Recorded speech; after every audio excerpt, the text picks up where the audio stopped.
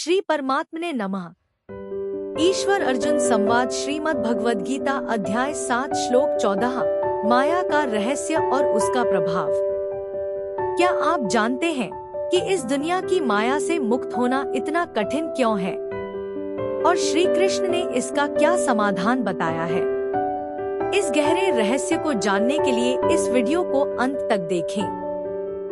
पिछले वीडियो में हमने जाना कि कैसे भगवान श्री कृष्ण ने प्राकृत और अपरा प्रकृति के भेद को समझाया था। आज हम जानेंगे कि यह माया कैसे हमें बांधती है और उससे मुक्त होने का एकमात्र उपाय क्या है। आज का श्लोक में भगवान श्री कृष्ण कहते हैं कि यह मेरी माया बड़ी ही कठिन है, लेकिन जो मेरी शरण में आते हैं वे इससे पार हो जाते हैं। इसका अर्थ संसार की माया को पार करने का एकमात्र उपाय भगवान की भक्ति और शरणागति है। श्री हरि बोलो। ग्रंथराज श्रीमद् भगवद गीता जी की जय। गीता सुगीता कर्तव्या किमन्यः शास्त्र विस्तरः या स्वयं पद्म नाभस्य मुख पद्माद्विनयः श्रिता। अथ ध्यानम्। शांताकारं भुजग शयनं पद्मनाभं सुरेशं विश्व आधारं गगन सदृशं मेघवर्णं शुभांगम। लक्ष्मीकांत कमल नयन योगिभिः ध्यान गम्यम वंदे विष्णु भव भयहरम सर्व लोकैकनाथम। यं ब्रह्मा वरुणेन्द्र रुद्रमृतः स्तुन्वन्ति दिव्यैः स्तवैर्वेदैः सांग पद क्रमोपनिषदे गायन्ति यं सामगाः। ध्यान अवस्थित तद्गतेन मनसा पश्यन्ति यं योगिनो यस्यान्तं न विदुः सुर असुरगणा देवाय तस्मै नमः। वसुदेव सुतं देव कंस चाणूर मर्दनम देवकी परमानंदम कृष्ण वंदे जगद्गुरु। श्रीमद् भगवद गीता अध्याय 7 श्लोक 14 इंच। अपनी दुस्तर माया से तरने के लिए सहज उपाय का कथन। श्लोक 14 दैवी हेषा गुणमयी मम माया दुरत्यया मामेव ये प्रपद्यन्ते मायामेतां तरन्ति ते।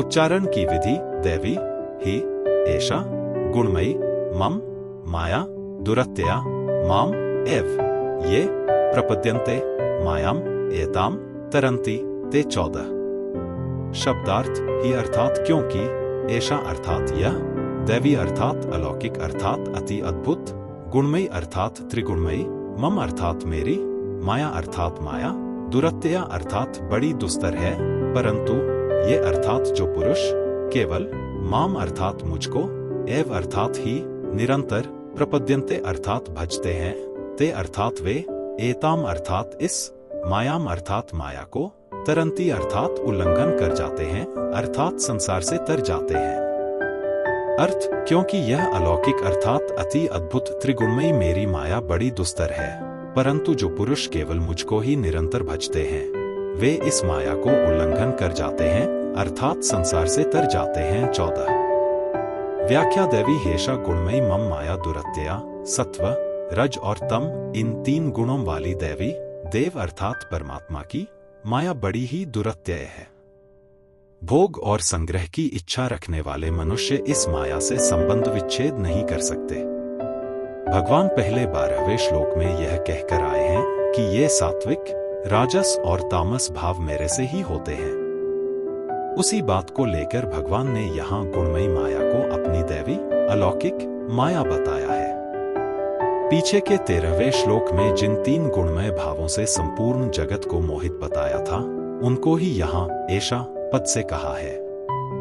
माया को गुणमयी कहने का तात्पर्य है कि यह माया कार्य रूप है, क्योंकि गुण प्रकृति के कार्य हैं और वे गुण ही जीव को बांधते हैं, स्वयं प्रकृति नहीं। दुरत्यय कहने का तात्पर्य है कि ये मनुष्य अपने को कभी सुखी और कभी दुखी, कभी समझदार और कभी बेसमझ, कभी निर्बल और कभी बलवान आदि मानकर इन भावों में तल्लीन रहते हैं। इस तरह आने जाने वाले प्राकृत भावों और पदार्थों में ही तादात्म्य, ममता, कामना करके उनसे बंधे रहते हैं और अपने को इनसे रहित अनुभव नहीं कर सकते। यही इस माया में दुरत्ययपना है। यह गुणमयी माया तभी दुरत्यय होती है जब भगवान के सिवाय गुणों की स्वतंत्र सत्ता और महत्ता मानी जाए। अगर मनुष्य भगवान के सिवाय गुणों की अलग सत्ता और महत्ता नहीं मानेगा तो वह इस गुणमयी माया से तर जाएगा। मामेव ये प्रपद्यन्ते मायामेता तरन्ति ते, मनुष्यों में से जो केवल मेरे ही शरण होते हैं वे इस माया को तर जाते हैं, क्योंकि उनकी दृष्टि केवल मेरी ही तरफ रहती है, तीनों गुणों की तरफ नहीं। जैसा कि पहले वर्णन किया है, सत्व, रज और तम ये तीनों गुण न मेरे में हैं और न मैं उनमें हूं। मैं तो निर्लिप्त रहकर सभी कार्य करता हूं। इस प्रकार जो मेरे स्वरूप को जानते हैं वे गुणों में नहीं फंसते, इस माया से तर जाते हैं। वे गुणों का कार्य मन बुद्धि का किंचन मात्र भी सहारा नहीं लेते। क्यों नहीं लेते? क्योंकि वे इस बात को जानते हैं कि प्रकृति का कार्य होने से मन बुद्धि भी तो प्रकृति है। प्रकृति की क्रियाशीलता प्रकृति में ही है। जैसे प्रकृति हरदम प्रलय की तरफ जा रही है, ऐसे ही ये मन बुद्धि भी तो प्रलय की तरफ जा रहे हैं। अतः उनका सहारा लेना परतंत्रता ही है। ऐसी परतंत्रता बिल्कुल न रहे और परा प्रकृति, जो कि परमात्मा का अंश है, केवल परमात्मा की तरफ आकृष्ट हो जाए तथा अपरा से सर्वथा विमुख हो जाए, यही भगवान के सर्वथा शरण होने का तात्पर्य है। यहाँ मामेव कहने का तात्पर्य है कि वे अनन्य भाव से केवल मेरे ही शरण होते हैं, क्योंकि मेरे सिवाय दूसरी कोई सत्ता है ही नहीं। कई साधक मेरे शरण तो हो जाते हैं, परंतु केवल मेरे ही शरण नहीं होते। इसलिए कहा कि जो मामेव केवल मेरी ही शरण लेते हैं वे तर जाते हैं। माया की शरण न ले, अर्थात हमारे पास रुपए पैसे चीज वस्तु आदि सब रहे, पर हम इनको अपना आधार न माने, इनका आश्रय न लें, इनका भरोसा न करें, इनको महत्व न दें। इनका उपयोग करने का हमें अधिकार है, इन पर कब्जा करने का हमें अधिकार नहीं है। इन पर कब्जा कर लेना ही इनके आश्रित होना है। आश्रित होने पर इनसे अलग होना कठिन मालूम देता है, यही वास्तव में दुरत्ययपना है। इस दुरत्ययपना से छूटने के लिए ही उपाय बताते हैं मामेव ये प्रपद्यन्ते। शरीर, इंद्रियां आदि सामग्री को अपनी और अपने लिए न मानकर भगवान की और भगवान के लिए ही मानकर भगवान के भजन में, उनके आज्ञा पालन में लगा देना है। अपने को इनसे कुछ नहीं लेना है।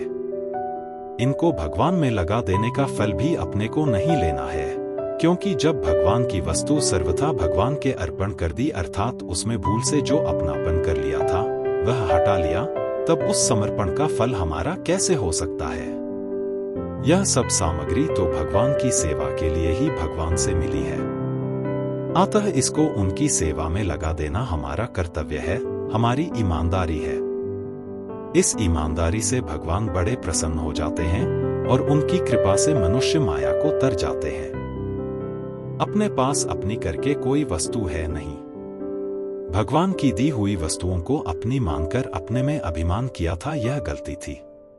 भगवान का तो बड़ा ही उदार एवं प्रेम भरा स्वभाव है कि वे जिस किसी को कुछ देते हैं उसको इस बात का पता ही नहीं लगने देते कि यह भगवान की दी हुई है।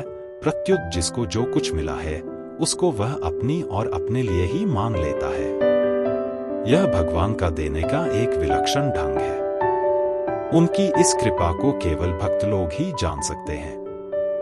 परंतु जो लोग भगवान से विमुख होते हैं वे सोच ही नहीं सकते कि इन वस्तुओं को हम सदा पास में रख सकते हैं क्या, अथवा वस्तुओं के पास हम सदा रह सकते हैं क्या? इन वस्तुओं पर हमारा आधिपत्य चल सकता है क्या? इसलिए वे अनन्य भाव से भगवान के शरण नहीं हो सकते। इस श्लोक का भाव यह हुआ कि जो केवल भगवान के ही शरण होते हैं, अर्थात जो केवल दैवी संपत्ति वाले होते हैं, वे भगवान की गुणमयी माया को तर जाते हैं।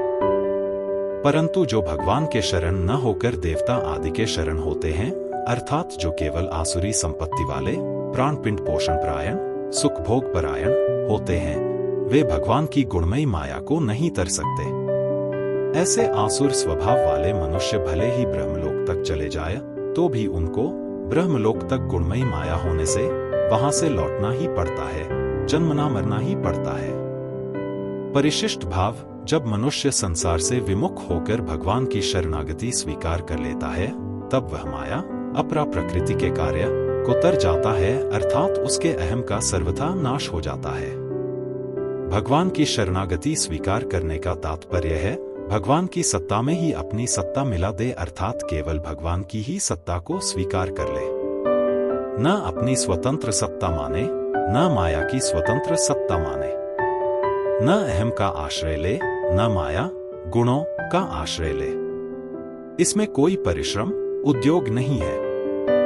माया को सत्ता मनुष्य ने ही दी है।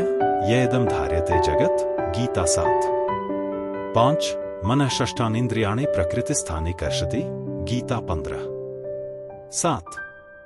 अगर वह माया को सत्ता न देकर केवल भगवान की ही शरण में रहता तो वह माया को तर जाता, अर्थात उसके लिए माया की सत्ता रहती ही नहीं। जीव जड़ता का आश्रय लेने से, अर्थात उसको अपना एवं अपने लिए मानने से जड़ता में चला जाता है और जगत बन जाता है। गीता इसी अध्याय का 13वां श्लोक। परंतु भगवान का आश्रय लेने से वह स्वतः सिद्ध चिन्मयता में चला जाता है और भक्त हो जाता है। भक्त होने पर जगत लुप्त हो जाता है, अर्थात जगत जगत रूप से नहीं रहता, प्रत्युत भगवत स्वरूप हो जाता है जो वास्तव में है। मामेव पद से भगवान का तात्पर्य है कि जीव मेरा ही मम एव अंश है, ममैवांशो जीवलोके, गीता 15:7। अतः मेरे ही माम एव शरण होने से वह माया को तर जाता है। इसलिए मेरी शरण लेने वाले भक्तों का मेरे सिवाय अन्य किसी से संबंध होता ही नहीं, होना संभव ही नहीं, क्योंकि उनकी दृष्टि में मेरे भगवान के सिवाय अन्य कोई होता ही नहीं। न तो उनकी दृष्टि दूसरे में जाती है और न दूसरा उनकी दृष्टि में आता है। उनकी दृष्टि में अपरा प्रकृति की न तो सत्ता रहती है, न महत्ता रहती है और न अपनापन ही रहता है। उनकी केवल भगवत बुद्धि हो जाती है, जो वास्तव में भगवत स्वरूप ही है, जिनमें विवेक की प्रधानता है।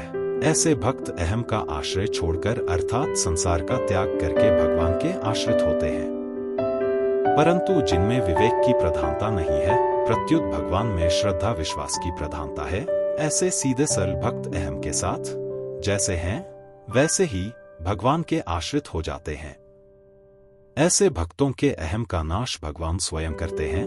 गीता 10वें अध्याय का 11वां श्लोक। संबंध पूर्व श्लोक में भगवान ने यह बताया कि मेरे शरण होने वाले सभी माया से तर जाते हैं। अतः सब के सब प्राणी मेरे शरण क्यों नहीं होते, इसका कारण आगे के श्लोक में बताते हैं।